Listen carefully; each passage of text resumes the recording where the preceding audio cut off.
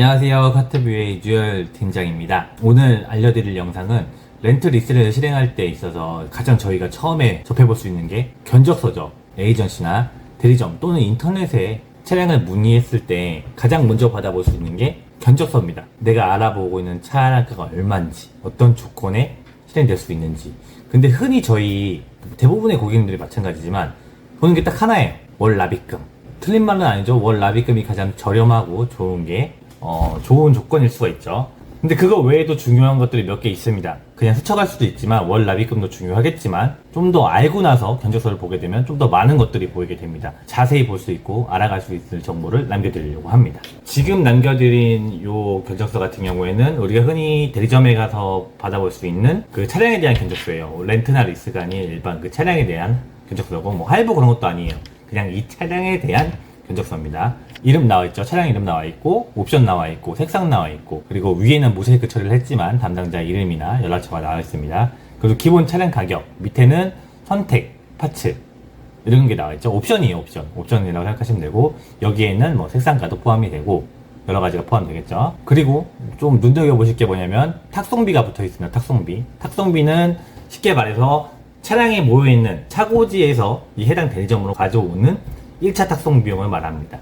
이 1차 탁송은 모든 차량이 진행될 때 발생되는 비용입니다. 렌트, 리스, 할부, 현금 구매 모든 차량이 구매됐을 때 발생이 되는 비용이고요. 이 1차 탁송료 같은 경우에는 100% 고객 부담이 되겠습니다. 조금 더 좋은 조건에 한다고 하면은 딜러의 재량 아니면 에이전시의 재량으로 해서 탁송료를 없애거나 아니면은 회사에서 대리 지불할 수 있는 경우인데 거의 90% 이상은 고객한테 부담이 됩니다. 왜? 고객님 차기 때문에요. 그리고 밑에 할인이나 세금 면세 이런 거 좀 써있죠. 이런 게 돼 있고 대리점 견적서 같은 경우에는 요거 외에 계약금이 써있죠. 계약금이랑 의무보험료는 1차 탁송 아까 말했던 1차 탁송 때 들어가는 의무보험료가 되겠습니다. 그리고 렌트의 경우에는 취등세가 포함되어 있지만 표시가 되는 것도 있고 안 되는 것도 있어요. 다만 이 대리점 견적서에는 보시면 취등세가 포함되어 있습니다.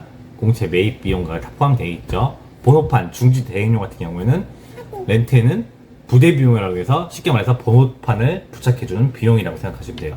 일단 저희가 볼 수 있는 대리점의 견적서는 이렇게 봐주시면 될 것 같습니다. 자, 그리고 메인이죠. 이게 보통의 이제 한 금융사를 선택해서 이제 스크린샷을 잘라놓은 견적서인데 보통은 거의 비슷해요. 다 똑같진 않고 거의 비슷한데 좀 더 세부적으로 나온 곳 아니면 좀 더 단순하게 나온 곳이 있는데 평균적으로는 이 정도 나오니까 제가 예를 들어서 이 견적서를 가져왔고요. 제조사는 당연히 써야겠죠. 금융사는 모든 차량을 취급하기 때문에 아까 같은 경우 하나의 대리점, 현대의 대리점에서 이제 나온 견적서인데 제조사가 들어가야 되겠고요. 그리고 차량명, 세부 모델이 들어가겠죠. 이제 여기 써 있는 것처럼 아반떼면 아반떼, 유종, 가솔린이면 가솔린, 디젤은 디젤, 그리고 하이브리드면 하이브리드, 뒤에는 모던, 스마트 이렇게 등급까지 세부 모델명을 적어놔야 되고요. 그리고 옵션상은 지금 제가 적어놓진 않았는데 여기 옵션상을 기재할 수가 있습니다. 그걸 보고 옵션이 이게 들어갔다 라고 판단하시면 되고요. 연료 기준 당연히 써있죠. 배기량도 당연히 체크가 되어 있습니다. 색상도 써있는데 이거 일단 제가 기재하진 않았어요. 요것도 기재할 수가 있습니다. 색상도. 그래서 내가 찾고 있는 모델이 맞는지, 내가 찾고 있는 옵션이 맞는지, 그리고 차량가도 맞는지 혹시 모르니까 공식 홈페이지 가서 내가 다시 한번 체크해보는 것도 좋습니다. 이거 기준으로 산출된다 라고 이제 보시면 되고요. 계약 조건이 나와있죠. 계약 조건은 뭐냐? 실제로 고객님이 원하시는 계약 조건. 단순히 보자면 초기 자금, 이용 기간, 그리고 연간 주행거리 이 세 가지가 필수 조건이겠죠. 렌트일 경우에. 이 세 가지 필수 조건 외에 맨 위에 구분의 처음 걸 보시면은 선택형이라는 게 있어요. 선택형. 만기 처리 시 선택형. 지금 현 상황에서 렌트리스는 조금 됐지만 현 상황에서 렌트리스 거의 대부분의 한 95%? 아니야. 한 95% 정도 될 거예요. 95% 이상은 만기시 선택형으로 가요. 만기시 선택형이 뭐냐? 일단 세 가지 분류가 있어요. 반납형, 반납형, 인수형, 이제 선택형이 세 가지가 있는데 쉽게 생각합니다. 처음부터 조건을 걸고 가는 거예요. 계약 당시에. 계약 이용기간이 만료가 됐을 때 반납을 하는 조건인지, 인수를 하는 조건인지, 선택으로 가는 조건인지. 반납은 말 그대로 100% 반납을 하는 거예요. 차량이 사고가 났든 안 났든 키수를 적게 탔든 했든 그냥 무조건 반납인 거고요. 그러니까 내가 손해보는 페널티는 없겠죠. 물론 반납 시에 사고가 났어. 사고가 나서 외상이 있고 차량에 문제가 있는 상태에서 반납은 페널티를 먹긴 합니다. 빌려 타는 렌트인 개념이기 때문에. 다만 반납 전에 공업사에 들어가서 자기 손해배상금 정도만 내고 수리를 하고 반납을 하게 되면 큰 페널티는 없다라고 보시면 되고요. 인수형은 무조건 내가 가져오는 인수형인 거예요. 마찬가지로 사고가 났든 안 났든. 인수형의 장점은 뭐냐? 반납형 같은 경우에는 약정거리를 만약에 2만으로 했어요. 그럼 5년을 계약을 했을 경우에 총 10만이 되겠죠. 반납형 같은 경우에는 10만 킬로가 넘어서 뭐 11만 킬로를 탔다. 그 1만 킬로에 대한 부가요금이 나옵니다. 계약을 이 조건을 했는데 난 더 탔으니까 요금은 더 내라. 이런 조건이겠죠. 다만 인수형은 이 키로수가 무시가 됩니다. 인수를 생각하고 처음부터 인수형으로 가시는 분들은 키로수를 작게 잡고 가시는 게 좋겠죠. 자, 근데 여기서 중요한 건 아까도 말했지만 지금 모든 거의 렌트리스 하시는 분들 대부분의 만기 처리 조건 선택형으로 가십니다. 선택형이 뭐냐? 5년 뒤를 제가 모르잖아요, 아무도.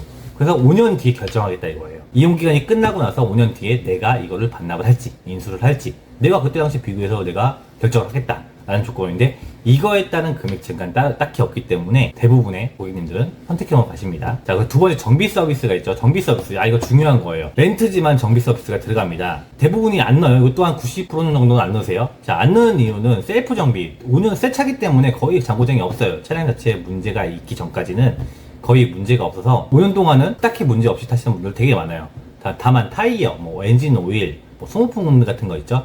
이거는 내가 내 돈 내고 그냥 고치는 거예요. 렌트인데 내가 내 돈 내고 왜 고쳐? 정비 서비스 들어가면은 다 해줍니다. 근데 왜 안 넣냐? 정비 서비스가 들어갈수록 금액이 엄청 높아져요. 지금은 일반형이라고 해서 이제 셀프형이에요. 없는 건데 이제 프리미엄, 막 되게 프리미엄 플러스 이런 식으로 쭉 올라가게 되면은 막 순회 정비도 해주고요.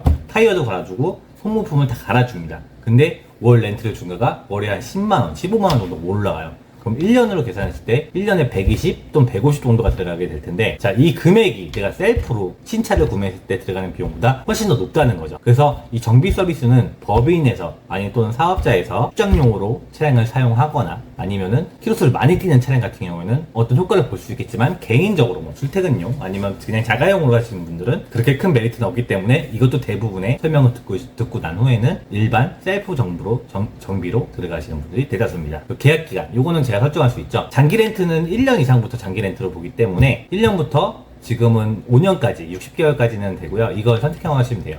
물론 1년 단위긴 하고 뭐 세부적으로 다른 금융사는 6개월 단위도 있어요. 근데 대부분 1년 단위, 1년부터 5년까지라고 보시면 되고요. 이 개월수의 기준으로 요금이 나눠지겠죠. 연간 주행거리입니다. 연간 주행거리 뭐 1만부터 1.5, 뭐 2만 이렇게 쭉 있습니다. 보통은 4에서 5만 이게 최고고 무제한 키로수도 있습니다. 자, 그만큼 잔존가치라는 게 떨어지기 때문에, 잔존가치는 잠시 후에 설명드릴게요. 잔존가치라는 게 떨어지기 때문에 월 렌트료가 높아집니다. 당연히 차량이 키로수가 높아지게 되면 차량의 값어치가 떨어지기 때문에 요금이 올라간다고 생각하시면 좀 편해요. 그래서 보통은 1에서 2만 정도, 2에서 많으면 뭐 3만까지 이용하시는 게 좀 부담이 안 되는 폭이고요. 1년에 2만을 설정했다고 해서 1년에 2만이 넘으면은 뭐 돈이 더 나오냐, 이건 아니고요.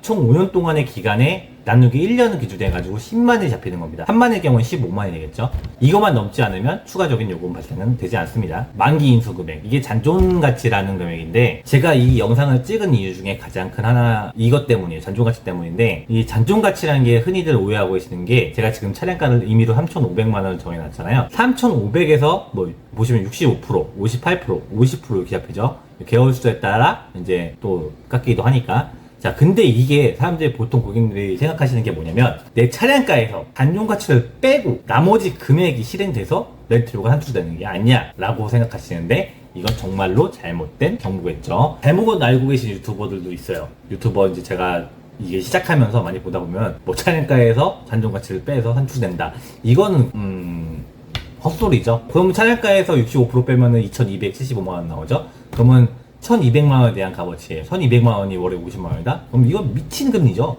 말도 안 되는 금리죠. 자, 그렇게 보시면 안 되고, 잔존가치를 제가 정확히 설명드릴게요. 잔존가치는 금융사에서 임의로 확정을 해놓은 5년 뒤 또는 계약기간 뒤에 값어치를 말하는 거예요. 그래서 금융사마다 좀 상이할 수 있고 개월수, 키로수마다 좀 달라집니다. 금융사 자체로 평가하는 게 아니라 금융사도 어떤 업체를 써서 잔존가치를 책정하는 건데, 이 잔존가치는 처음에 계약 당시에 고정으로 갑니다. 예를 들어서 제가 계산하기 쉽게 잔존가치 50%를 한번 예를 들어 볼게요. 3,500만원에 반 1,750만원의 잔존가치가 잡혀 있습니다. 차를 실행할 때 이 잔존 금액을 빼냐? 아닙니다. 이 차량을 실행할 당시에는 3,500만원 차량에 대한 금액 모두 실행이 되고 시등록세는 당연히 실행가에 포함이 되지 않겠죠. 3,500만원에 대한 차량가로 실행이 됩니다. 그래서 이거를 활용할 줄 알아야 되는 거예요. 내가 차량을 실행할 때 어떠한 생각이 있을 거잖아요. 차를 인수하겠다, 반납하겠다, 또는 5년 뒤에 보겠다, 이렇게 기준이 있을 건데, 내가 차량을 타다가 컨디션을 너무 좋게 탔어요. 사고도 안 나고 뭐 키로수도 적게 타고 너무 좋아. 근데 5년 뒤에 보려고 보니까 잔존가치가 50%예요.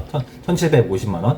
근데 중고 시세를 보니까 이 차가 한 2,500 나오네요. 예를 들어서. 그러면 이건 인수하는 게 좋을까요? 아니면 반납하는 게 좋을까요? 당연히 인수해죠. 취등세를 한 번 더 내더라도 인수해서 되파시는 게 그 차액을 남겨서 용돈을 벌이하시는 게 훨씬 더 좋은 거예요. 내가 차를 탔는데 생각보다 운이 안 좋게 사고가 났어. 사고가 나서 차량 값어치가 나중에 중고시세, 내 사고 난 차 기준으로 중고시세를 알아봤는데 1,500밖에 안 돼. 이거 인수할 필요가 없죠. 그냥 반납하시면 됩니다. 내가 웃돈을 주고 사는 거예요. 반납하시면 끝이야, 끝. 아무런 돈도 안 되겠죠. 취등록세도 더 안 들고. 이렇게 보는 게 좋습니다. 잔존가치는 그래서 내가 지금 안고 가는 금액이 아니라 나중에 내가 이 차량의 값어치를 책정해 볼 수 있는 기준점이 되는 거예요. 기준점이. 내가 인수할 때는 조금 더 중요하게 봐야겠죠. 반납을 생각을 하고 있다 그러면 전혀 거의 안 보셔도 되고요. 잔존가치를 높여서 좀 싸게 진행하시는 게 좋고, 인수 생각이 있다 그러면은 당연히 눈여겨보셔야 됩니다. 잔존가치라는 게 그래서 이제 조금 더 한 번 더 체크를 해보셔야 됩니다. 잔존가치 좀 설명이 부족했다고 하시면 댓글 남겨주시면 제가 추가적인 답변을 달아드리겠습니다. 물론 궁금하시면요. 댓글이 많이 안 달려요. 그리고 밑에 보시면 담보라고 있는데, 이거는 이제 보증금, 쉽게 말해 저희 월세 보증금처럼 차량을 진행할 때 뭐 돈이 1,000만원, 1,000만원, 500이면 500을 넣어놓고 계약기간이 끝나면 돌려받는 금액이고, 이 금액을 보증금을 넣어놓는 금액만큼 이자가 발생해서 월 납입료가 차감이 됩니다. 보시면은 1번 견적 1번 같은 경우에는 무보증이죠. 보증금도 헌납금도 없다 보니까 이 공급 가액에 부가세가 더해진, 렌트는 부가세가 포함된 상품입니다. 54만 8천원이 나오고요. 두 번째 견적 같은 경우는 보증금 20%가 들어갔죠. 차량가 20%, 700만원이 들어가서 이만큼 54만원에서 약 예를 들어 7만원 정도가 할인돼서 나오는 거예요. 그 금융사도 보증금을 갖고 돈을 돌리기 때문에 거기에 대한 이득을 차량가에 대금해서 깎아주는 개념입니다. 자, 그 세 번째 견적서는 선납금이죠. 선납금 제가 30%로 임의로 잡았는데 30% 잡은 거는 대부분 30%의 광고가 많기 때문이에요. 30%로 넣으면 1,050만원 정도가 나가시는데, 선납금은 차량가에서 깎이는 금액이 절대 아닙니다. 선납금이 차량가에서 깎여서 실행했다고 이제 설명해 주시는 분들은 잘못된 거예요. 내가 낼 렌트료에서 차감이 되는 거예요. 1,050만원 적혀있죠? 1,050만원에 60개월. 나누기 60개월로 들어가는 거예요. 물론 여기서 좀 금리가 좀 여러가지 왔다 갔다 하겠죠, 세금이나. 월에 17만 5천원 정도가 할인된다. 그래서 내가 원래 받은 금액은, 물론 개월 수가 바뀌었기 때문에 금액이 좀 다르지만, 공급가액 42만 7,400원에 더하기 부가세 42,740원이 더해져서 납부할 금액이 47만 140원이 나오는데, 위에 보시면 17만 5천원이라는 금액이 할인돼요. 뭐냐? 선납금에 대한 할인이에요. 나누기 해가지고. 그래서 내가 실적으로 낼 돈은 29만 5천원이 되는 거죠. 자, 이런 개념입니다. 선납금은 내가 할인을 받아도 내가 미리 낼 금액을 낸 거기 때문에 돌려주는 돈이 없어요. 그렇기 때문에 여유가 있다고 생각하시면은 보증금을 좀 추천드리고요. 나 됐어. 그냥 싸게 타는 게 최고야. 라고 하시면은 선납금을 추천드리는데, 요새 대부분 선납금은 거의 없으시긴 하죠. 막 억대가 넘어가는 차 외에는 선납금은 거의 없이 보증금으로 실행하시는 게 유리합니다. 그리고 이 견적에 나와 있지는 않은데, 물론 제가 올려놓은 거긴 하지만 보험 조건 내용, 대인 대물 금액 같은 거 써있고, 보상 금액이 써있고, 자기 손해 비용이 써있겠죠. 그것도 한번 확인해 보시면 좋고, 자, 렌트카의 대부분의 보험은 렌터카 공제조합이라는 보험이 들어갑니다. 그리고 대부분 30만원이란 자기 손해 면책금이 포함이 됩니다. 물론 조금의 금액은 조정은 가능하고 보상의 금액도 조정이 가능합니다. 다만 렌트는 그 보험료가 월 납입료에 포함이 되기 때문에 조건이 달라질수록 조금의 렌트 비용은 차이가 날 수가 있습니다. 영상을 보시다가 여기서 끊으시는 분들은 얻어가지 못할 정보인데요. 알 수 없는 금액들이 숨어 있습니다. 자, 그게 뭘까요? 1차 탁송료. 렌트일 경우엔 대부분 집화장이라는 곳에, 그러니까 공업사죠. 공업사에서 들어가서 검수 및 서비스용품, 썬팅, 블랙박스 작업을 하게 됩니다. 여기까지 가는 게 렌트는 1차 비용이라고 생각하시면 돼요.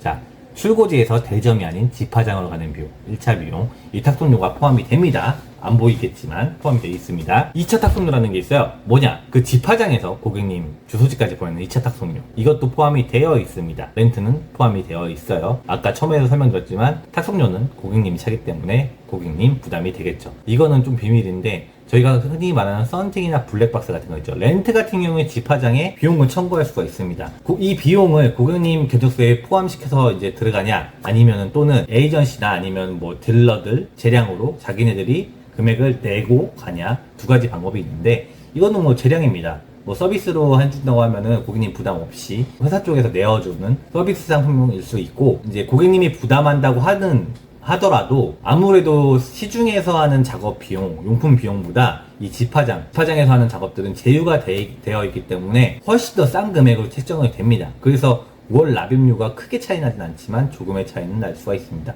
물론 썬팅에 추가적인 옵션을 더 달 수도 있습니다. 저는 상담을 하시면서 조금 더 자세하게 물어보시면 되는데, 자, 포인트는 뭐냐?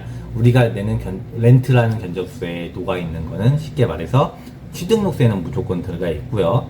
그리고 탁송료라는 게 붙어 있죠. 뭐 1차건, 2차건 포함해서 탁송료라는 게 붙어 있고요. 자, 그리고 세 번째는 용품 비용이 포함될 수도 있고 안 될 수도 있다. 이렇게 포함하시면 되고, 네 번째는 보험료는 당연히 렌트료에 포함되어 있다.